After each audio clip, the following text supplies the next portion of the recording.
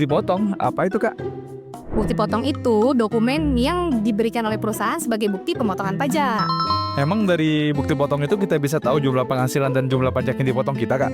Tentu bisa dong. Nih, kalau kita mau tahu jumlah penghasilan kita selama 1 tahun, lihat aja di bagian jumlah penghasilan bruto. Kalau mau tahu jumlah penghasilan bersihnya, lihatnya di bagian jumlah penghasilan neto. Nah, kalau kita mau tahu juga nih pajak kita yang dipotong selama 1 tahun, lihat aja di PPh pasal 21 atas penghasilan kena pajak setahun. Wah, berarti kita bisa tahu ya Kak, dengan bukti potong itu jumlah pajak kita berapa dan jumlah penghasilan kita berapa.